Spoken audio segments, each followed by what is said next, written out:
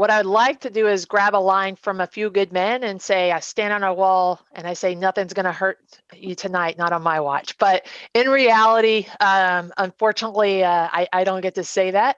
But that's exactly what I try to do, right? We really are here to educate you and also assist you in your resiliency.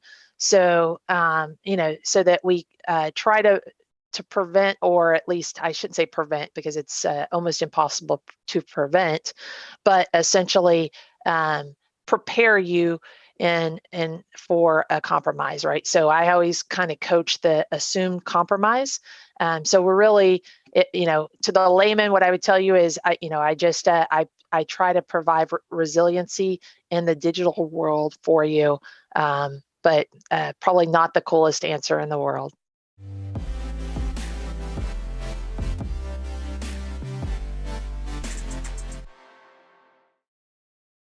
CISA, Cybersecurity Infrastructure Security Agency, falls under DHS, Department of Homeland Security, and essentially we have, the mission of protecting critical infrastructure across the nation. And so, as you kind of dive into our specific agency, CISA, cybersecurity is one of our Homeland Security mission sets, right? And so, essentially, we have field agents sitting out in the state in a lot of different capacities: chemical, we call them protective security advisors, or the physical side, and then cyber.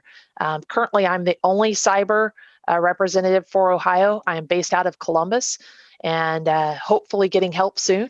But we do have 3 protective security advisors, and I always give a plug for them, saying, if they have physical access into your environment, then you've handcuffed me and there's not a lot I can do. I'll still fight with the best of them, but probably going to a losing battle.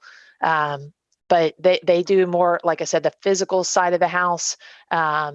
We have one based in Cleveland, one in Columbus, and one in Cincinnati. But essentially, we work across all 16 critical infrastructure sectors, and really responsible for the resiliency of your your enterprise in terms of, at least for me, on the cyber security side.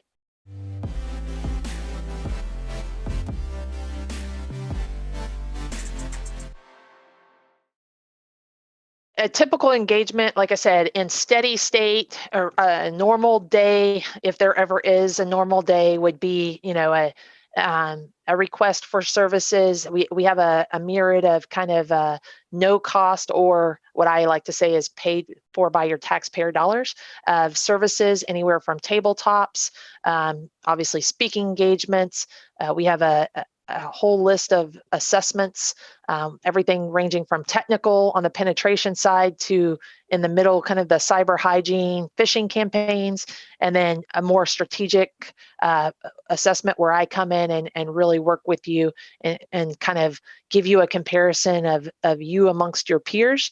That's a normal kind of day, but most days, I start the day off with fires, right? Incidents, calls of some type of compromise, and it can happen to anyone. So it's really not, it certainly isn't prejudice. It's going to go after anyone and everyone, and so a lot of times I will, within 2 hours, try to be on site with that organization, and it really depends on the organization in terms of my role there. I may do some coaching and assisting in that sense. I may just do some liaison in terms of the federal agencies. A lot of the 3-letter agencies: FBI, HSI, Secret Service, maybe even NSA and those folks. It really depends on what the situation is. Sometimes those folks don't need anything from you, especially if it's a ransomware variant that they've seen before.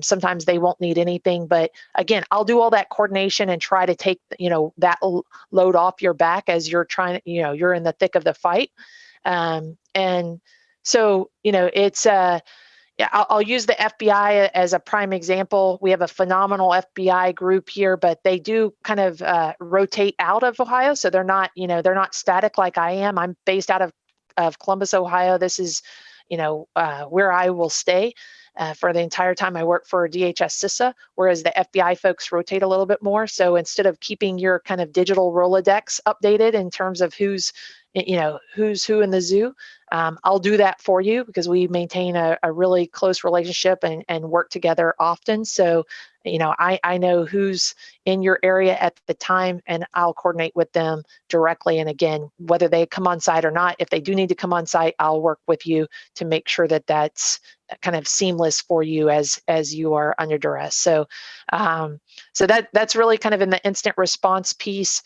But I see these every day, so a lot of times I can share best practices with you, and that's why I say a coach of sorts, I guess, in the sense that I see what works, I see what doesn't work. I'll often kind of give you a couple of warnings to say, hey, be careful about this, watch this, maybe think about doing this.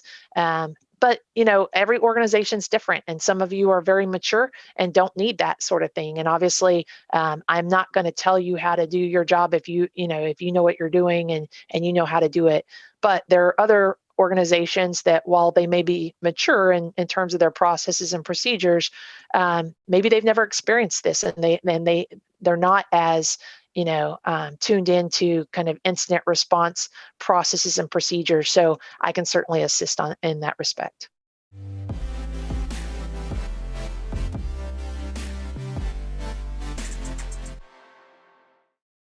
The first thing, obviously, I'm going to make sure that I know what critical infrastructure sector you belong to, right? Because there's going to, like I said, incident response in IT, information technology, and incident response in OT, operational technology, very, very different. So obviously, I need to get an idea, even though we all have a little bit of OT, like our HVAC systems and that sort of thing in our environment, I'm still going to get kind of an idea of what we're looking at in terms of what your priorities are, that sort of thing. Then I'm going to ask questions about, again, like you said, get a scope. How many systems? Is your network segmented? Do you have an incident response plan? Is it encrypted or not? Often you find that they're encrypted, right? Do you have backups? Are they viable? Have you had a chance to back it up?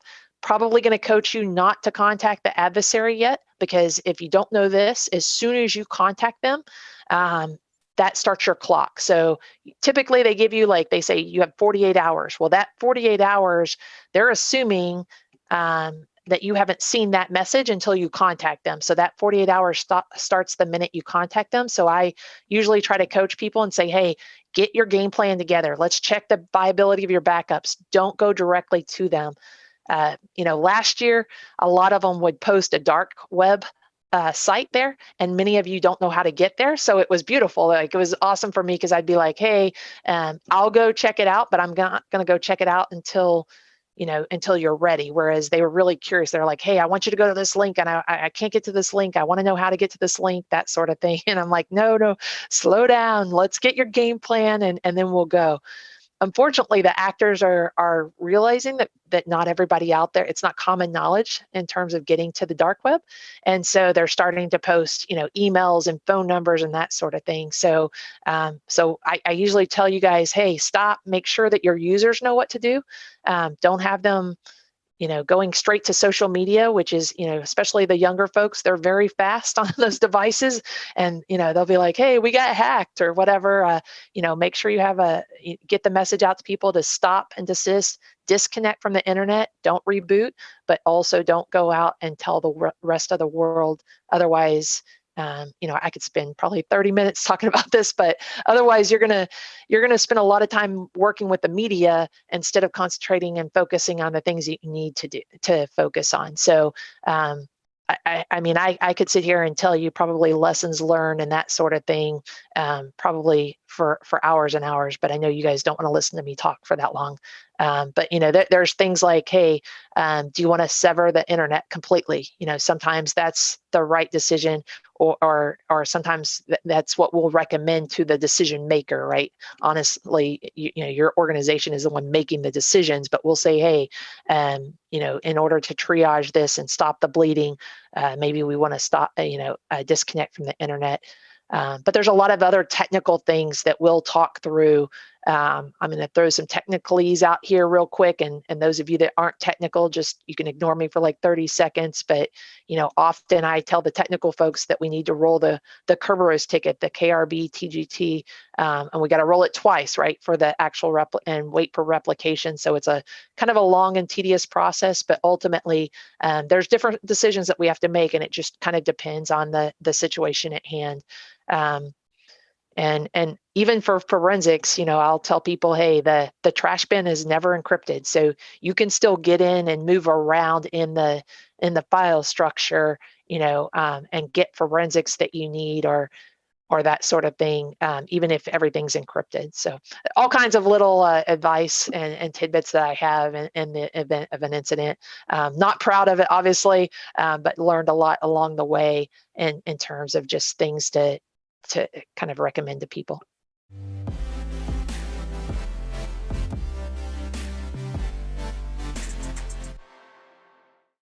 The first thing that I'll tell you that's non-technical is senior leader engagement and involvement, right?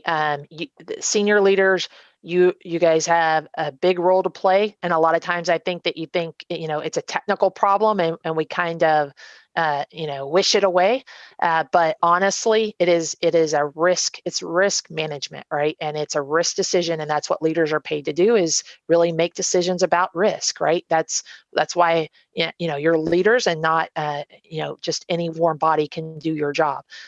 So that's the first thing, is senior leader engagement. It would be the number one non-technical piece. On the technical side, I would say, especially with respect to ransomware, and I will tell you that there are two really big attacks that we see. Ransomware is the sexy kind of the one that the media pays attention to, but ultimately business email compromise is another one that we see just as often. It just doesn't get the attention, and it also doesn't. The whole organization doesn't feel or see that as much as in a ransomware attack. But regardless, in terms of technical things on the ransomware side, what I would tell you is, obviously, multi-factor authentication is going to be, it's usually through a user, is how they usually compromise or start the compromise. And so multi-factor authentication is a great way, with strong passwords, 15 characters or more. But ultimately, viable backups, so good solid backups. Use the 3-2-1 rule. You can go to your favorite search engine and look that up. But essentially, these actors go in your environment they're in your environment for about 6 to 8 months. So you need to be aware of that and make sure that they're trying to get into your backups, and you need to realize that and make sure that you have backups that go far enough that you could, if you determined that they were back there, or in there for 6 to 8 months, that you could go back further. So that's probably the first thing I would say. Ohio's gotten a lot better at that, which I am ecstatic about. I used to, when about a year and a half ago or so, every ransomware attack I got, your backups weren't viable, but you also have to test them. We've had some instances where people had good backups, but the index was corrupted, and they're also, it's one of those things you got to really practice. That it's an art, it's a skill to recover from backups, and a very slow process if you haven't done it before. So just something to think about. The second thing I like to say is logging for security, and not just for IT troubleshooting. A lot of you log just for IT troubleshooting, and you can reach out to me if you'd like, but I have a whole kind of list of best practices for logging. I keep track of things that, as we're doing incident response, if we identify something in an environment that we should have had, I'll add that to my list and try to share that with you guys. So certainly logging for cybersecurity and not IT. The third one, one of my favorites, probably not necessarily, I'm not speaking for CISA, but I will tell you that I think this is a great mechanism or tool to prepare for ransomware attacks, is putting canaries or honey elements in your environment. So what is that? Those are fake documents, fake accounts, fake data. Data is, in fact, the currency that they're after. They're not really after your systems, they're after your data. And so putting maybe a fake database that looks really juicy, name it something really enticing, fill it with a bunch of junk that's not real, and set alerts on those things. so that your technical folks, or the technical team, gets those alerts, so that 6 to 8 months when that actor is in your environment, then and they're poking around and looking at things and trying to get access, it's going to give you a kind of a advanced notice that they're there. And maybe you don't want to necessarily tip them off right off, as soon as you know that they're there, but at least you can start to kind of quarantine them, maybe corner them into an area that they can't do as much damage, at least. So those are probably the I honestly, I could probably, I really have kind of a top 10. I won't go into all 10 of those, but I would say that those other than your users and making sure that they know what to do, and users, for the users out there, I would tell you, we've trained you to reboot your machines. Don't reboot your machine, please. Anytime, if you think you screwed up and clicked a link or opened an attachment you shouldn't have, which you shouldn't open links or click on links or open attachments unless you verify that it's coming from somebody that you're expecting it from. But if you do, just disconnect from the internet, unplug that network cable, or if you're on wireless, just go into airplane mode.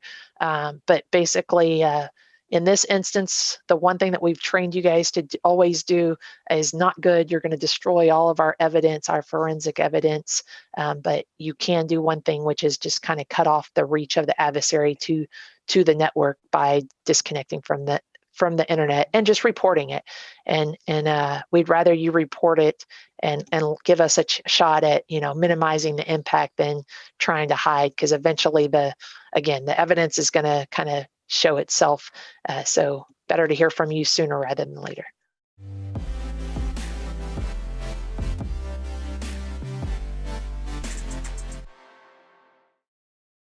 I think that anything that we can do, I guess collectively, together, in terms of making it a better place is worthwhile, right? And so what I typically try to do, especially from if we have a entity that's been compromised, is we try to close the door or the intrusion vector that the adversary got in through, and then I encourage them to get stronger in 4 other ways. So 5 improvements total. As I said, the insurance companies, they come in and they just bring you back to where you got hit, right? So you're not any better off than where you started. But I will often try to get you to go, 5 steps further. Again, sometimes they'll close your intrusion vector, so that they usually get one thing for you, but and improve it in 4 other ways. So if we can make, again, incidents are not good, they're not fun. I never wish them upon anyone, but if you can grow, in 5 ways and be better off than you were, then it's a good day, right? And so I think that's really where I draw my strength, is if we have to go through something this terrible, and it is terrible, I'm not going to lie to you, I wouldn't wish it on anybody. But if you have to go through it and you walk away with it that much stronger, what you often get is you get users who are more, at least for like a year, not usually past that, but at least for like a year, users are more, they're more observant, they're a little bit more cautious. And then, like I said, if we can get you 5 areas stronger than you were when you got hit, then it's a win in the end. Even though I realize that it doesn't feel like it to the organization, but this is just going to continue, and I think that as a nation, as a state, we have got to level up and kind of turn the table on the enemy and not make it so easy. So improving your environment, making your users more aware is only kind of raising the bar for the enemy in terms of what they have to do to come after us.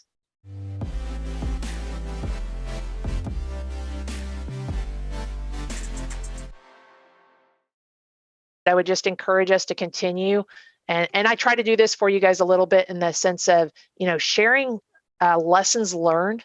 First of all, doing a lessons learned after you've had an incident, right? So that's the first step. And I will often, especially if I work with you, I'll usually, link up with you about 60 days later and try to encourage you to do a lessons learned with me. If you don't want to, or you've already done one, that's fine.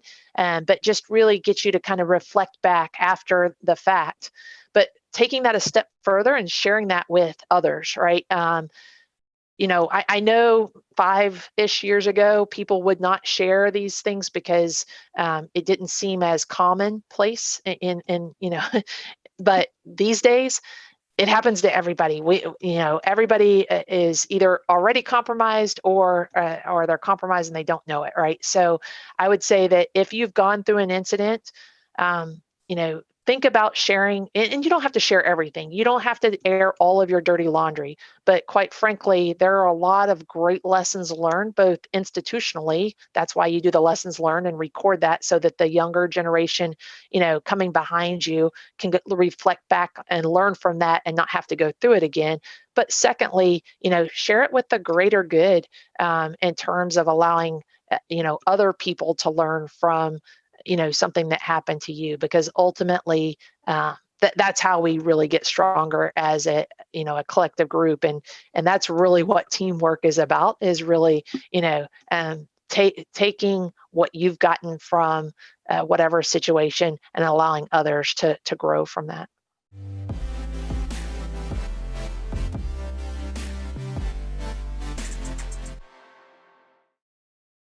I would definitely say you're not in it alone. You not only do you need to be a champion of cybersecurity and understand it enough to protect your own personal um, life and resources, but also that all of those kind of lessons and all of that knowledge carries over into your own organization. So one, I think best example I can give you is really just our kind of our elderly generation, right? Our population.